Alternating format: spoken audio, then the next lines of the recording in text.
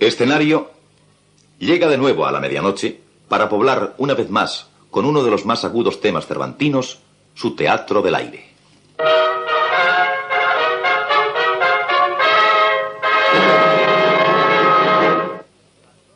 Hoy les ofrecemos Las dos doncellas, de la serie Novelas Ejemplares, original de Don Miguel de Cervantes. Compuso la versión libre para la radio José Fernando Dicenta.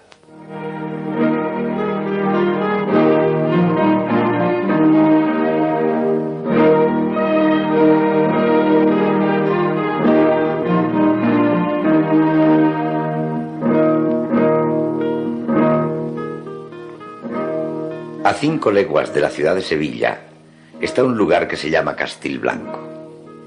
Y en uno de los muchos mesones que tiene, a la hora que anochecía, entróse un caminante montado sobre un hermoso caballo de los que llaman pinto.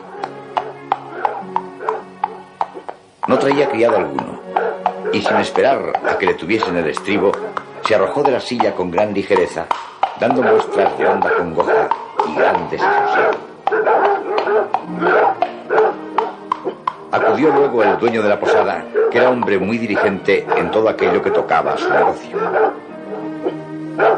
¡Ay, ensayar, perros del demonio! ¿Es esta manera de recibir a los que llegan?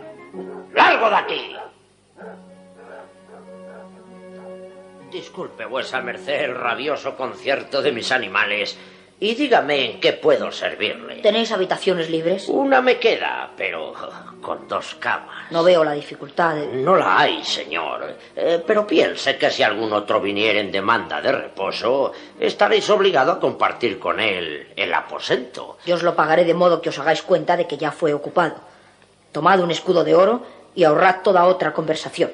Ciertamente que sois muy generoso. ¿Os apetece algo de cena? No estoy hambriento, sino cansado. Dadme las llaves e id a vuestros quehaceres. Quede con Dios vuesa merced, y si algo necesitáis, llamadme, que yo acudiré al punto. Obligado os quedo. Cuidad de mi caballo y ve de que descanse, que al amanecer de mañana nos espera a él y a mí una dura jornada. Dejad eso en mis manos. Buenas noches, señor. Buenas noches.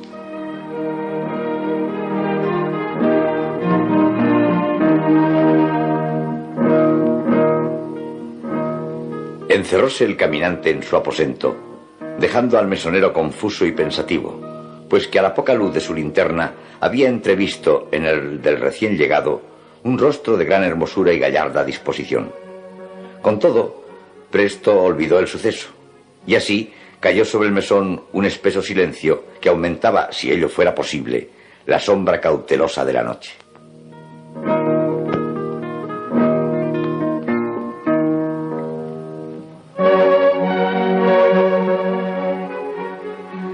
Hallábase el mesonero haciendo las cuentas de la jornada cuando le sobresaltó el furioso ladrido de sus perros guardianes y unos recios aldabonazos que resonaban en toda la casa como disparos de mosquete.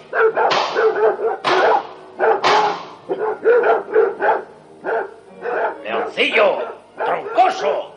¡Cierren ya los hocicos o yo he de cerrárselos a palos! ¡Quítense de delante o lo habrán de sentir!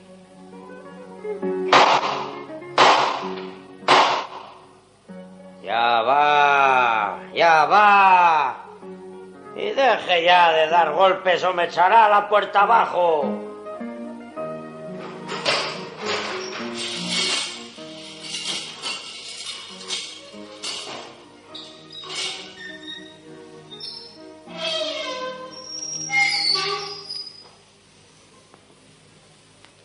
¿Quién es y qué se le ofrece? De camino voy y posada demando. Que Dios os coja confesado. No puedo daros cama. ¿Así acostumbráis a tratar a los que llegan? Mi casa, señor, es toda vuestra. Pero no os digo sino la pura verdad. Vino al menos sí tendréis. Eso nunca me falta, Dios gracias. Pase vuesa merced y arrímese al fuego, que ese viento frescachón es traicionero.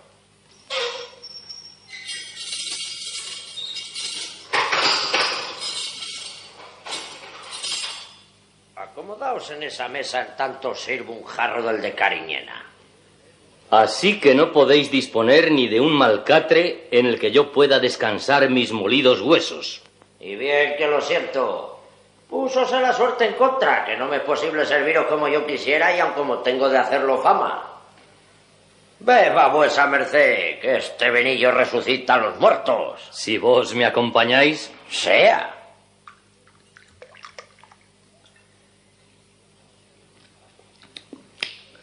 ¡Ah! ¡Qué bueno está el condenado! Y dígame, señor huésped, ¿vino una tropa de soldados y arrasó vuestra hacienda, que tan pobre estáis? ¿Por qué dice vuesa merced lo que dice? Vivís, a lo que parece, de vender techo y cama a los que por aquí pasan. Y hoy que tenéis ocasión de alguna ganancia conmigo, me negáis aposento y lecho. Uno libre me queda, pero como si no. No os entiendo, amigo. Un poco antes de que vos llegaseis, hízolo un gentilhombre que me alquiló por esta noche el cuarto de que os hablo. Y aun cuando él solo necesita una de las camas, me ha pagado las dos a precio de oro sin duda para excusarse la compañía. No debisteis consentirlo, que nuestro Señor nos manda repartir como buenos hermanos aquello que nos sobra. ¿Cuánto os ha pagado ese caballero? Un escudo. Yo os daré 5 si conseguís que me ceda el sitio que le sobra. Vuesa merced pretende un imposible. ¿Cómo esperáis que yo pueda convencer al solitario? Oídme atentamente, maese, porque se me ha ocurrido una idea que puede satisfacernos a todos. Si es razonable. Vos mismo juzgaréis. Llamad a la puerta de ese gentilhombre y decidle que por orden del mismísimo alcalde yo he de pasar aquí la noche, y pues que no hay otra cama libre, se os manda disponer de aquella, aunque ya está pagada. Con esto, vos quedáis a cubierto de sospechas, yo consigo mi intento, y el otro se verá obligado a romper la clausura por causa de fuerza mayor. Válame Dios, y cómo la necesidad aguza el ingenio. ¿Consentís? Digo que esos 5 escudos de oro que me habéis prometido bien merecen la pena de intentarlo. Y así seguime, porque por falta de muy buen ánimo no ha de quedar.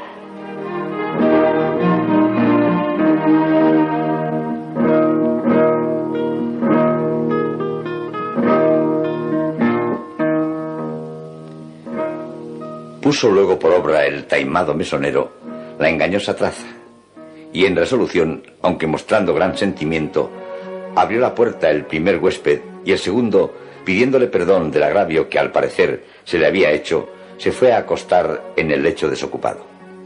Pero ni el otro le respondió palabra, ni menos se dejó ver el rostro, porque apenas hubo abierto cuando se fue a la cama y vuelta la cara a la pared por no responder, hizo que dormía.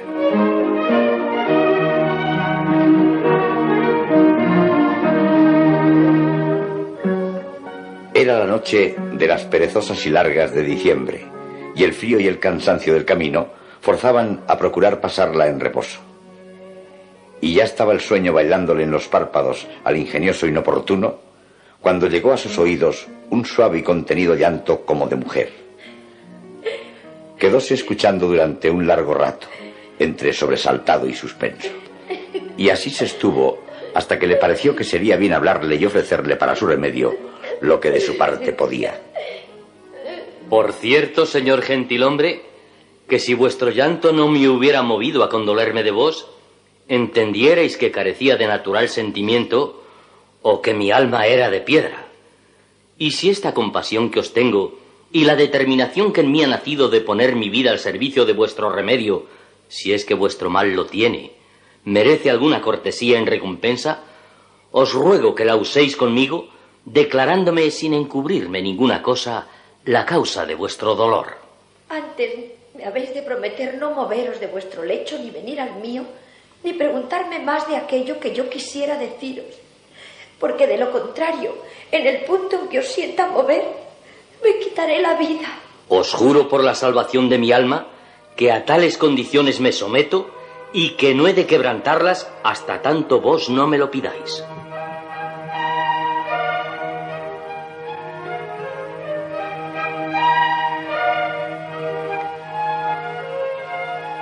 Habéis de saber, señor, que yo, que en esta posada entré en traje de varón, soy una desdichada doncella.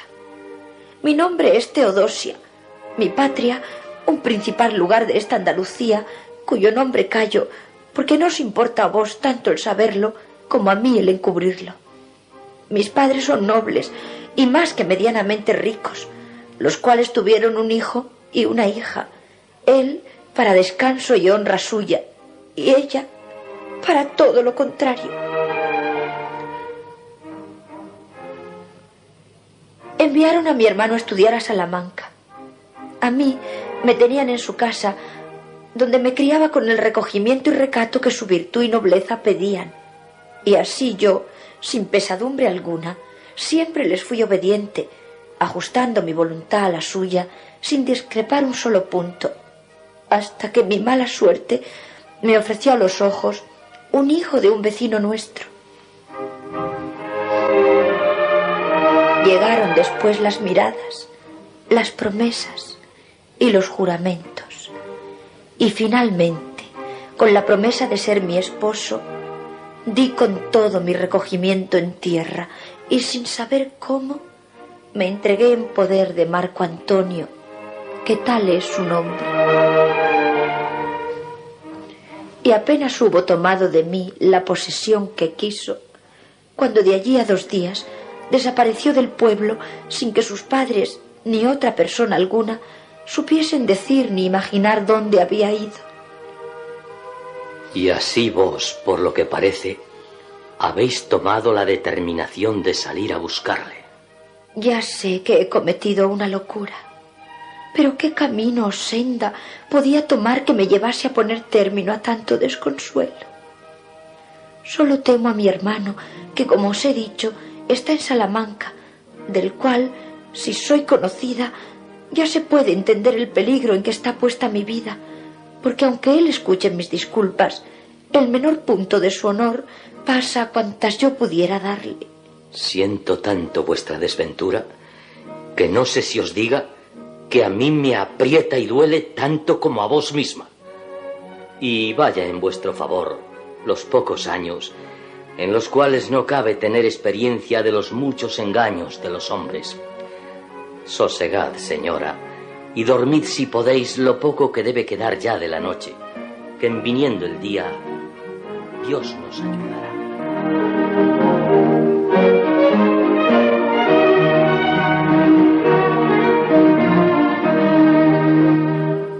No pudo entender Teodosia a dónde se encaminaban aquellas razones, pero temerosa de que la soledad y oscuridad en que se hallaba el aposento y el haberse declarado mujer despertaran en su desconocido compañero algún mal pensamiento, se vistió con mucho silencio ciñéndose la espada, y de aquella manera, sentada sobre la cama, estuvo esperando el día que de allí a poco espacio dio señal de su venida con la luz que entraba por los muchos lugares que tienen los aposentos de los mesones y ventas.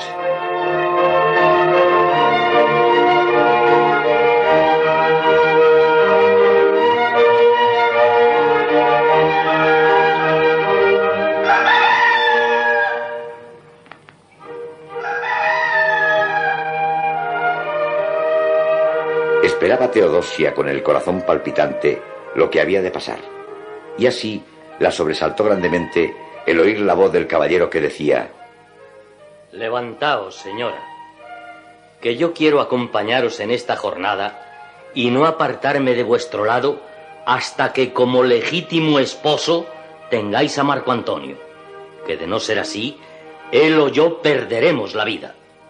Así veis la obligación y voluntad en que me ha puesto vuestra desgracia. Y diciendo esto, abrió las ventanas y puertas del aposento. Estaba Teodosia deseando que se hiciese la claridad para ver con la luz qué talle y parecer tenía aquel con quien había estado hablando. Mas cuando le miró y le conoció, quisiera que jamás hubiera amanecido. Porque apenas hubo el caballero vuelto los ojos a mirarla, ella conoció que era su hermano, de quien tanto se temía, a cuya vista casi perdió la de sus ojos, quedando suspensa y muda, incapaz de pronunciar una sola palabra. Y así, solo subía a sus labios un nombre que no pasó de ser un largo y profundo suspiro. Rafael. Por no hallar castigo igual a tu locura, quede aquel para más adelante. Hasta tanto no hallemos el remedio que te conviene, no hablaremos más de este desgraciado suceso. Y ahora, escúchame atentamente y obedéceme en todo lo que voy a decirte.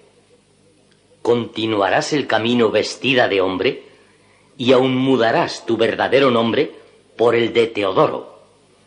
Juntos hemos de volver a Salamanca a buscar a Marco Antonio. Haz lo que mejor te pareciera, hermano, porque yo no tengo más voluntad que la tuya.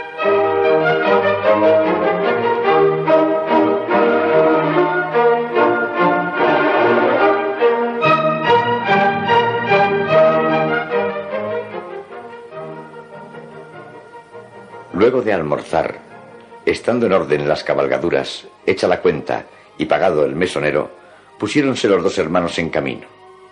Y así, sin perder jornada y sin acaecerles desmano e impedimento alguno, entraron en un bosquecillo cuya frondosidad les pareció apropiada para el descanso. Y no habían andado por él 50 metros cuando una voz lastimera que salía de una espesura detuvo sus pasos. En el nombre de Dios, deteneos quien quiera que seáis y socorredme. ¿Habéis oído, hermano? Alguien demanda nuestra ayuda. Quédate aquí hasta tanto yo no te llame. Adentróse don Rafael entre la alta maleza, y a poco espacio descubrió, atado al tronco de una encina, un muchacho con solo la camisa y unos calzones de lienzo. Apresuróse a librarle de sus ligaduras, en tanto alzaba la voz diciendo: Venid acá, Teodoro, que ya he encontrado al que gritaba.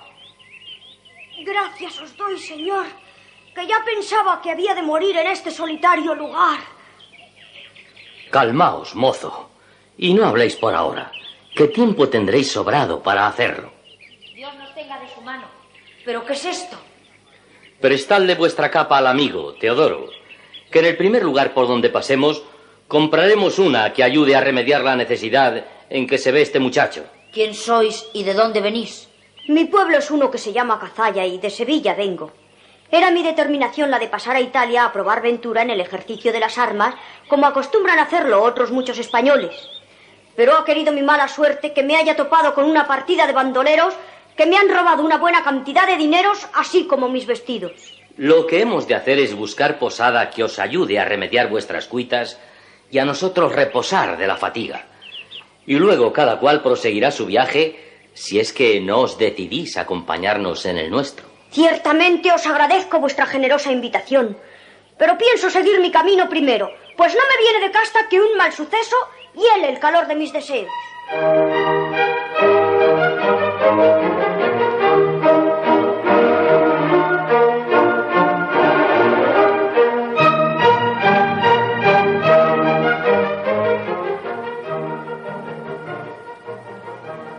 Las buenas razones del mozo, junto con haber oído que era tan cerca de su lugar, y más con la carta de recomendación que en su hermosura traía, pusieron voluntad en los dos hermanos de favorecerle en cuanto pudieran. Hicieron pues que subiese el mancebo en el caballo que montaba Teodosia, y a poco dieron con una venta en la que entraron en busca del merecido reposo. Y estando sentados a una mesa, miró Teodosia fijamente al muchacho rescatado, por parecerle que tenía las orejas horadadas, y con esto y cierta timidez que en él se advertía, sospechó que debía tratarse de una mujer. Yo conozco, amigo, a toda la gente principal de vuestro pueblo. ¿Quiénes son vuestros padres? Yo soy hijo, señor, de don Enrique Cárdenas. Ciertamente he oído hablar de él, pero no sabía que tuviese hijo alguno. Verdad es que don Enrique no tiene hijos, sino un hermano suyo que se llama don Sancho. No quisiera desmentiros, pero por el conocimiento que tengo de esa familia, sé que don Sancho solo tiene una hija, y aún dicen que es de las más hermosas doncellas que hay en Andalucía. Perdonad, señor, mi inocente engaño, que si yo dije lo que dije fue con la esperanza de que me tuvieseis en algo más de lo que soy. Es la verdad que mi padre cumple funciones de mayordomo en casa de don Sancho.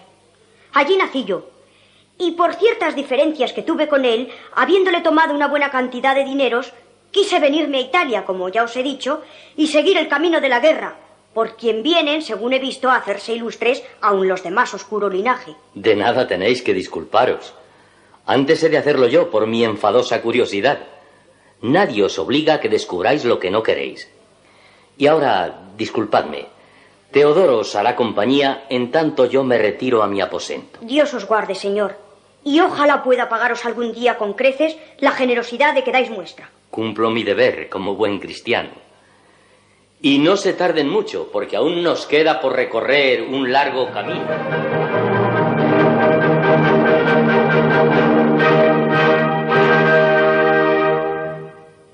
Bien, ya estamos solos. ¿Cuál es vuestro nombre? Francisco. Quisiera haberos hecho tantas buenas obras que os obligara a no negarme cosa alguna que pudiera pediros, pero el poco tiempo que os conozco no ha dado lugar a ello. Podría ser que en el que está por venir conozcáis lo que merece mi deseo, y si al que ahora tengo juzgáis conveniente no satisfacerlo, no por eso dejaré de ser vuestro servidor. ¿Qué queréis decir?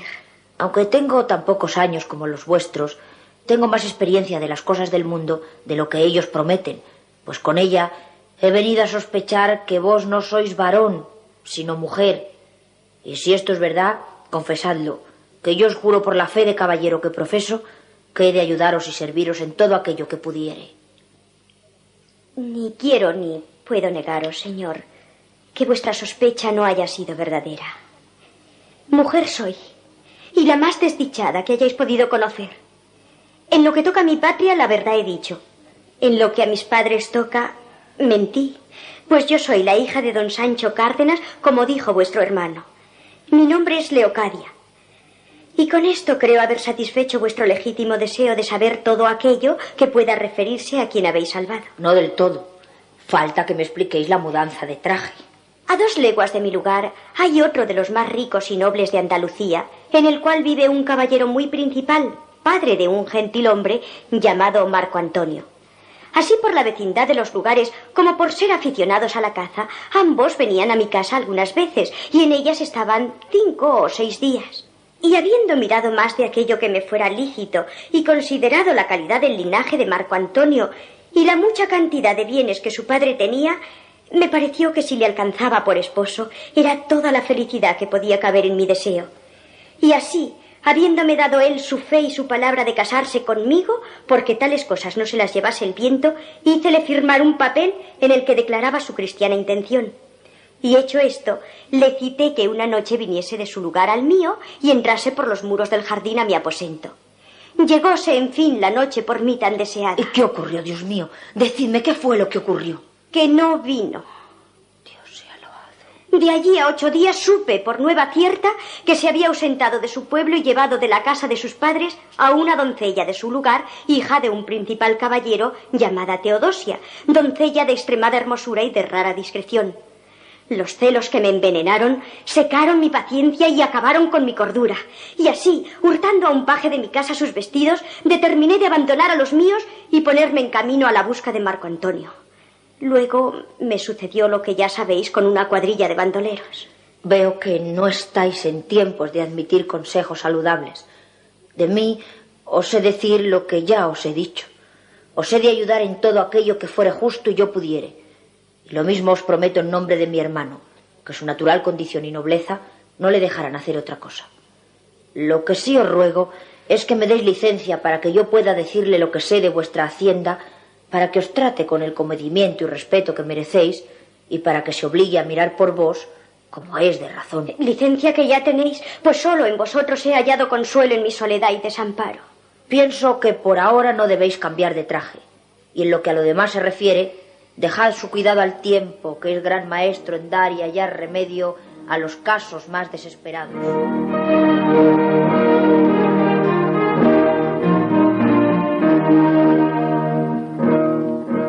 Agradeció Leocadia, al que ella pensaba ser Teodoro, sus muchos ofrecimientos, y con esto se despidieron luego de que hubieron decidido pasar allí la noche. Puso Teodosia en conocimiento de su hermano lo ocurrido. Admiróse don Rafael del raro suceso y puso punto final a sus cavilaciones diciendo: Si ella es la que dice. Por cierto que se trata de una de las más nobles señoras de toda Andalucía. Pero Sosegaos y acostaos, hermana, que yo veré de hallar una solución que a todos nos traiga la paz para el espíritu.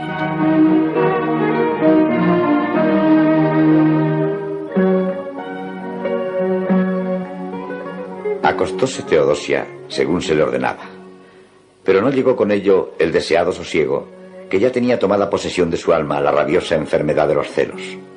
No pasó la noche con más descanso don Rafael, porque así como yo decir quién era Leocadia, así se le abrasó el corazón de amores, pues tanta fuerza tiene la hermosura que en un solo momento lleva tras sí el deseo de quien la mira y la conoce.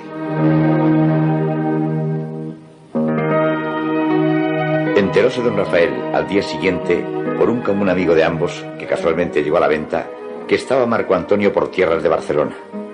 Y movidos todos por aquella noticia, pusiéronse en camino de aquella ciudad. No se podrá contar buenamente los pensamientos que los dos hermanos llevaban, ni con qué diferentes ánimos iban mirando los dos a Leocadia, deseándole Teodosia la muerte, don Rafael la vida, y ambos celosos y apasionados. Con todo esto, no se descuidaban de darse prisa, y así llegaron a Barcelona en muy pocas jornadas, comenzando desde aquel punto todas las averiguaciones que pudieran llevarles a dar con el paradero del tan buscado galán.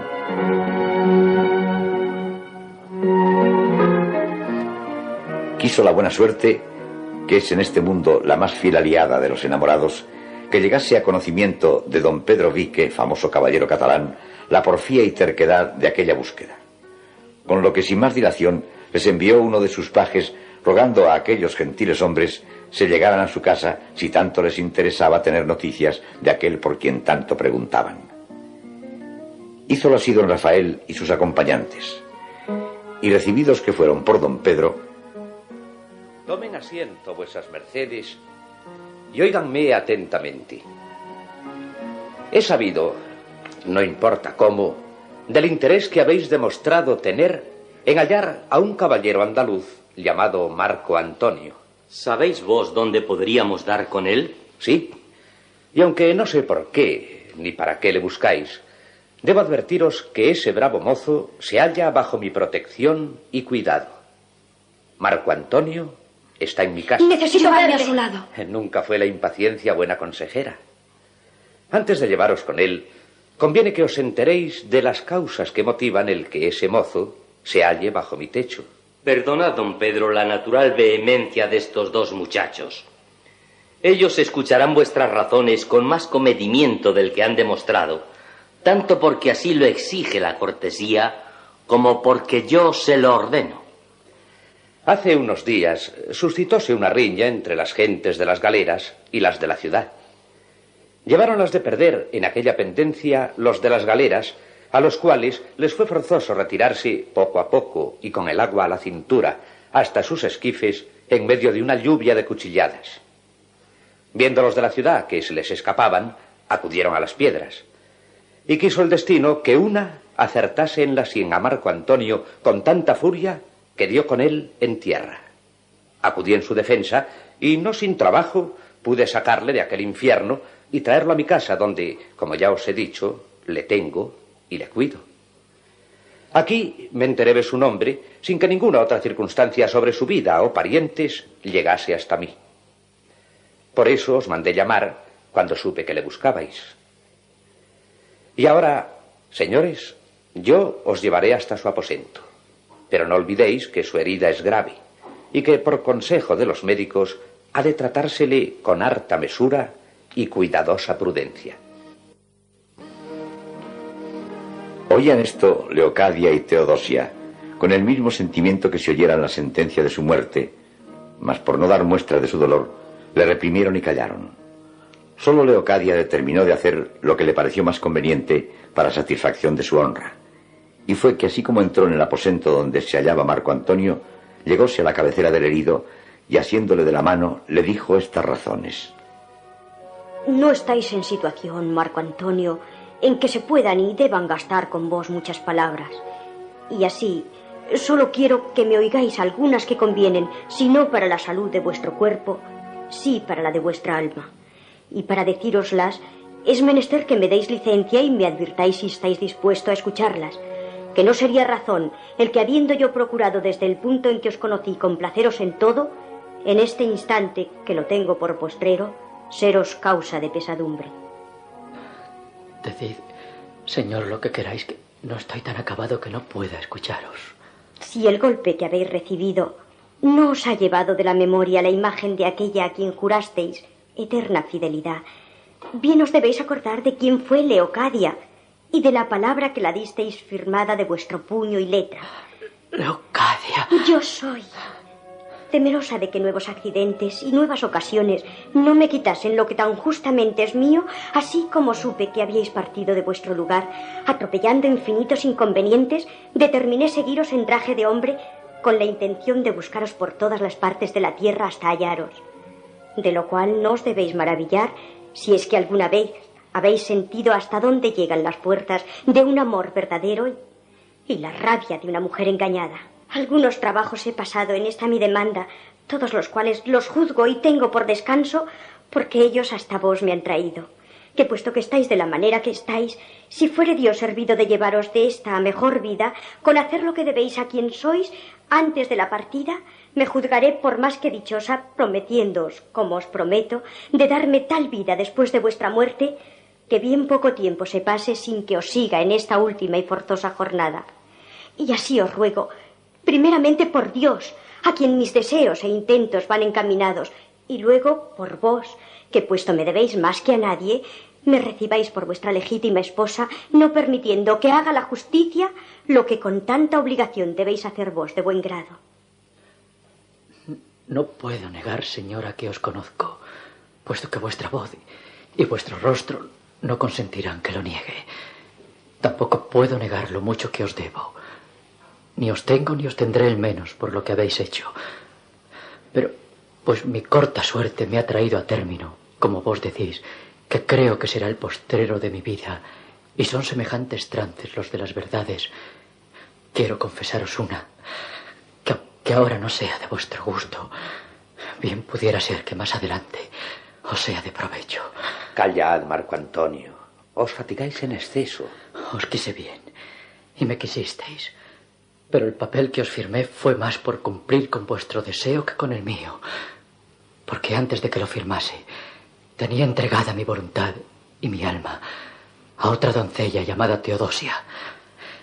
Y si a vos os di un papel firmado, a ella le di una tal muestra de mi amor que quedé imposibilitado de dar mi libertad a otra persona. Cierto que yo os cortejaba, pero era por puro pasatiempo, sin que de ellos alcanzase otra cosa sino las flores que vos sabéis, las cuales no os ofendieron, ni os pueden ofender en cosa alguna. Lo que con Teodosia pasó fue que alcancé el fruto que ella pudo darme, y yo quise que me diera con fe y seguro de ser su esposo. Y si a ella y a vos os dejé a un mismo tiempo, a vos suspensa y engañada, y a ella temerosa y a su parecer sin honra, hícelo con poco discurso y con juicio de mozo, creyendo que todas aquellas cosas eran de poca importancia y que las podía hacer sin escrúpulo alguno. Calmaos, señor. Esa emoción daña vuestra salud. Dejadme, don Pedro. Es necesario que para descargo de mi conciencia acabe de decir todo aquello que me tiene sin sueño. Pensé en huir a Italia y emplear en ella algunos años de mi juventud. Y después de regresar a ver lo que Dios había hecho de vos y de la que considero como mi verdadera esposa, mas doliéndose el cielo de mí, púsome de la manera que veis, para que confesando estas verdades, nacidas de mis muchas culpas, pague en esta vida lo que debo, y vos quedéis libre y desengañada para hacer lo que mejor os pareciere. Cuando Teodosia sepa de mi muerte, sabrá de vos y de los que aquí se hallan presentes cómo cumplí en mi última hora la palabra que en vida le di. Y si en el poco tiempo que de ella me queda os puedo servir en algo, decídmelo, Leocadia, que como no sea recibiros por mujer, ninguna otra cosa dejaré de hacer que a mí me sea posible, por satisfaceros. Vea, señor, abrazad a vuestro amigo y a vuestro hermano, pues vos queréis que lo sea. Soy don Rafael, vuestro camarada, que será el verdadero testigo de vuestra voluntad y de la merced que a su hermana queréis hacerle, admitiéndola por vuestra. Acercaos, Teodosia. Oyó Leocadia lo que Marco Antonio decía, y vio al que pensaba ser hermano de don Rafael en brazos del que tenía por su esposo. Y así, burlada en sus deseos y perdida toda esperanza, abandonó el aposento sin que nadie lo advirtiera. Pasados los primeros momentos de emoción y alegría, don Rafael la echó de menos y, como si le faltara el alma, preguntó por ella. Pero nadie le supo dar razón de dónde podía haber ido. Y cuando desesperado se salía a buscarla por las calles, la halló en una esquina, sumida en un amargo llanto. Señora, si con la aventura que me faltase ahora el atrevimiento de descubriros los secretos de mi alma, quedaría enterrada en el olvido la más enamorada y honesta voluntad. Véngame lo que viniere, quiero, señora, que advirtáis que en ninguna cosa me aventaja Marco Antonio, si no es en el bien de ser por vos querido. Su linaje y sus bienes son parejos de los míos. Dejadme sola, os lo ruego. Os digo lo que os digo, porque toméis el remedio y el medio que la suerte os ofrece en el extremo de vuestra desgracia. Ya veis que Marco Antonio no puede ser vuestro, porque el cielo le hizo de mi hermana, y ese mismo cielo que hoy os ha quitado a Marco Antonio, me pone a mí en vuestro camino, que no deseo otro bien en esta vida que casarme con vos. No preciso de vuestra compasión. Mal hacéis en engañaros. Mirad que el buen suceso está llamando a las puertas del malo, y no penséis que el atrevimiento que habéis mostrado buscando a Marco Antonio ha de ser parte para que yo no os estime y tenga en lo que merecéis. Que en la hora en que quiero y determino igualarme con vos, eligiéndoos por mujer, en aquella misma se me ha de olvidar, y ya se me ha olvidado, todo cuanto en esto es sabido y visto. Que bien sé que las fuerzas que a mí me llevan a adoraros son las mismas que os han traído a vos al estado en que estáis, y así no habrá necesidad de buscar disculpas donde no ha habido hierro alguno. Callad, os lo suplico, callad. A cambio de hallaros sola, y en traje que desdice mucho del de vuestra honra, lejos de la casa de vuestros padres y parientes, sin persona que acuda a consolaros, y sin la esperanza de alcanzar lo que hallabais buscando, mirad que os ofrezco el devolveros a vuestro lugar rica, contenta, estimada y servida. Y si esto es así como lo es, no sé por qué dudáis.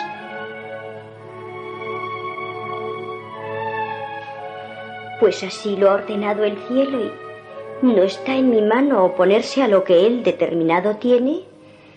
Hágase lo que él quiere y vos queréis.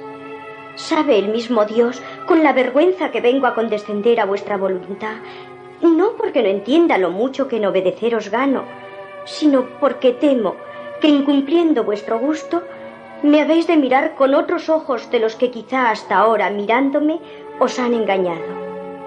Sirvan como testigos de estas palabras el cielo, la mar, las arenas y este silencio.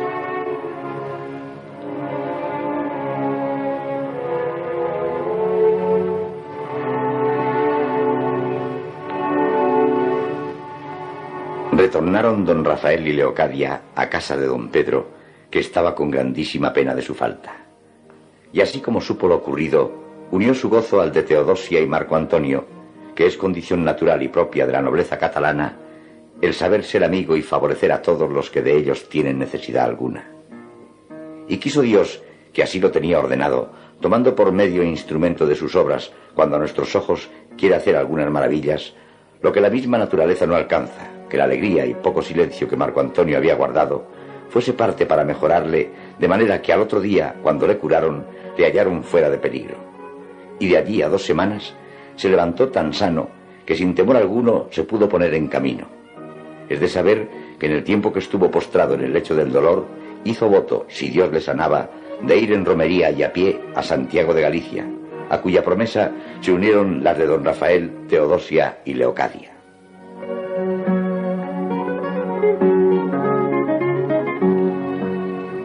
Llegóse pues el día de la partida. despidiéronse del liberal caballero que tanto les había favorecido y agasajado. Reiteráronse los abrazos y pusiéronse en camino.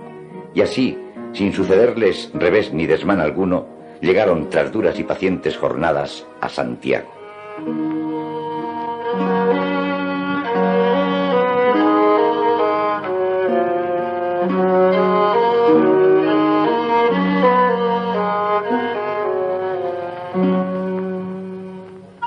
Luego de cumplir su voto con la mayor devoción que pudieron, no quisieron dejar el hábito de peregrinos hasta entrar en sus casas, a las cuales llegaron poco a poco descansados y contentos.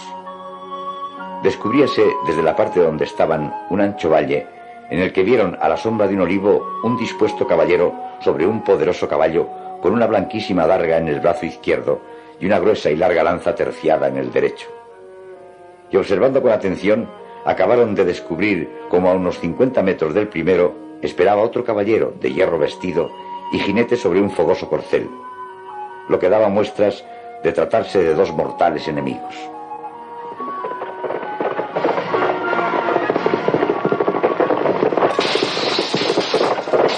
No podía sufrir don Rafael el estar tan lejos mirando aquella tan reñida y singular batalla. Púsose más cerca de los combatientes a tiempo que ya los dos caballeros estaban ligeramente heridos, y habiéndosele caído a uno su casco de acero, vuelto el rostro hacia él, conoció don Rafael que era su padre, y Marco Antonio reconoció en el otro contendiente al suyo. Quedaron a su vista suspensos y fuera de sí, pero dando el sobresalto sufrido lugar al discurso de la razón, púsose don Rafael en medio de los que peleaban, diciendo a grandes voces: «No más, caballeros, no más, que los que estos piden y suplican son vuestros propios hijos». Y habiéndose reconocido unos a otros, suspendióse el duelo, y todos juntos, con tales muestras de contento que no se pueden encarecer, acordaron de irse al lugar de Marco Antonio, ofreciéndole su padre celebrar allí los desposorios. Durante el camino se supo la causa de aquella pendencia, y fue que el padre de Teodosia y el de Leocadia habían desafiado al de Marco Antonio en razón de que le creían encubridor de los engaños del mozo. Dieron gracias a Dios los 4 peregrinos del feliz suceso, y al otro día, con real y espléndida magnificencia, se celebraron las 2 bodas.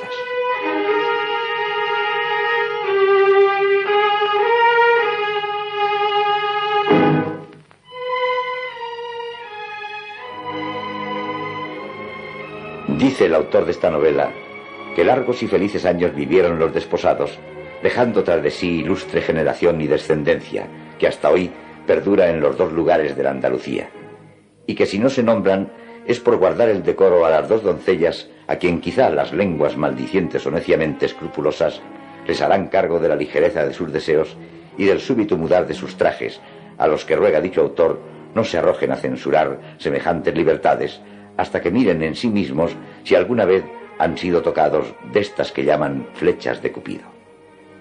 Y así acaba la historia de las 2 tan atrevidas como honestas doncellas, figuras principales de este extraño suceso.